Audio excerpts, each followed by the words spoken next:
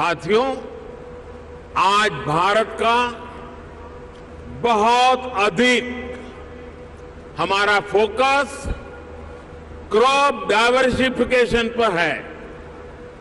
छोटे किसानों को ज्यादा साधन देने और उनकी इनपुट कॉस्ट घटाने पर है। इसलिए नेचुरल फार्मिंग की तरफ हम तेजी से बढ़ रहे हैं। यहां यूपी में गंगा के किनारे दोनों तरफ 5 किलोमीटर क्षेत्र में नेचुरल फार्मिंग शुरू हो गई है। अब इस वर्ष के बजट में हमने किसानों की मदद के लिए 10,000 बायो इनपुट रिसोर्स सेंटर बनाने की घोषणा की है। ये नेचुरल फार्मिंग को और अधिक प्रोत्साहित करेगा। इसमें भी प्राइवेट एंटरप्रेन्योर्स के लिए इन्वेस्टमेंट की अनेक संभावनाएं हैं। साथियों, भारत में एक और नया अभियान हमारे मिलेट्स को लेकर के शुरू हुआ है। भारत के ये मिलेट्स आमतौर पर लोगों की भाषा में उसको मोटा अनाज कहते हैं और उसकी कई वैरायटीज है। विश्व बाजार में उसकी एक पहचान बने, इसके लिए आपने बजट में सुना होगा, हमने इस मिलेट्स को, मोटे अनाज को एक नया नाम दिया है, श्री अन्न। ये श्री अन्न जिसमें न्यूट्रिशन वैल्यू बहुत अधिक है, ये सुपर फूड है। जैसा श्रीफल का माध्यम है, महात्मय है, वैसा ही श्री अन्न का भी महात्मय बनने वाला है। हमारे ये प्रयास है कि भारत का श्री अन्न ग्लोबल न्यूट्रिशन सिक्योरिटी को एड्रेस करे। दुनिया इस वर्ष को इंटरनेशनल ईयर ऑफ मिलेट के रूप में भी मना रही है। इसलिए एक तरफ हम किसानों को श्री अन्न के उत्पादन के लिए मोटिवेट कर रहे हैं, वहीं दूसरी तरफ इसके लिए ग्लोबल मार्केट का भी विस्तार कर रहे हैं। फूड प्रोसेसिंग सेक्टर से जुड़े साथी रेडी टू ईट और रेडी टू कुक श्री अन्न के प्रोडक्ट्स में संभावनाएं तलाश सकते हैं और मानव जात की बड़ी सेवा भी कर सकते हैं। साथियों, उत्तर प्रदेश में एक और विषय में बहुत प्रशंसनीय काम हुआ है। ये काम एजुकेशन और स्किल डेवलपमेंट से जुड़ा है। Mahayogi Guru Gorakhnath Ayush university, Atal Bihari Vajpayee health university, Raja Mahendra Pratap Singh university, major Dhyanchand sports university, ऐसे अनेक संस्थान अलग अलग स्किल्स के लिए युवाओं को तैयार करेंगे।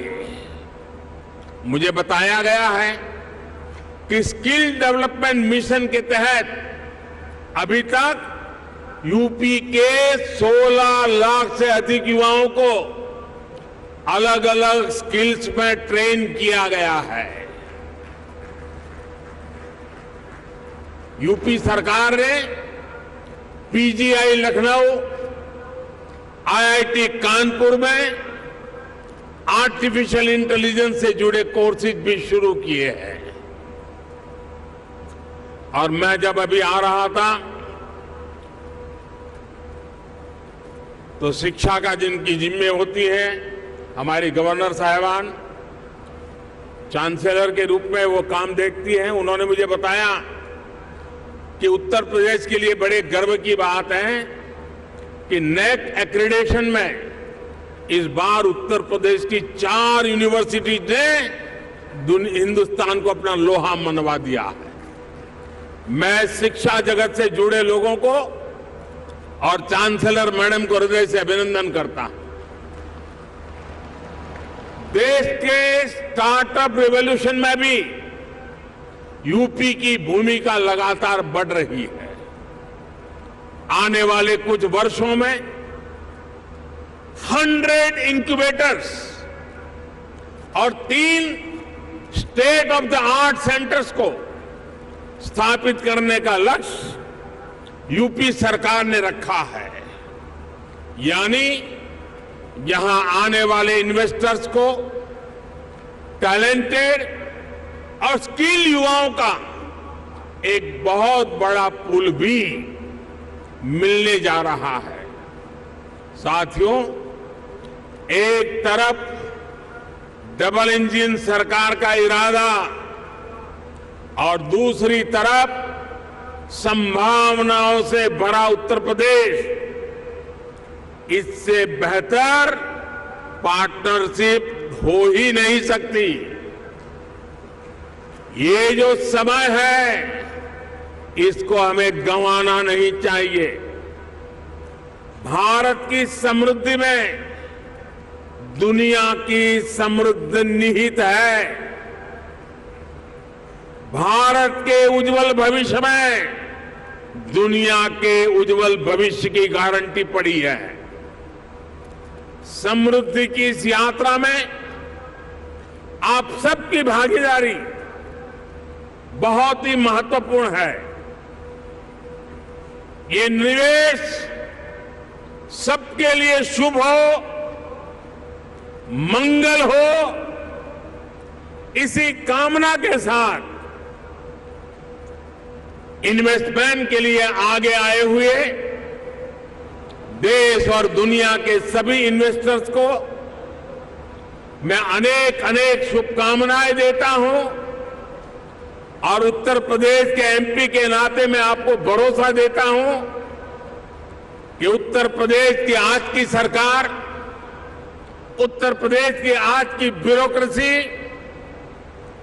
प्रगति के राह पर दृढ़ संकल्प होकर के चल पड़ी है।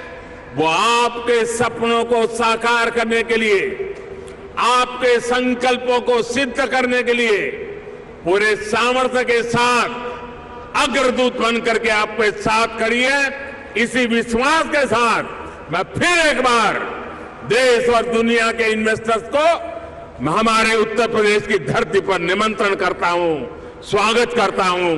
बहुत बहुत धन्यवाद।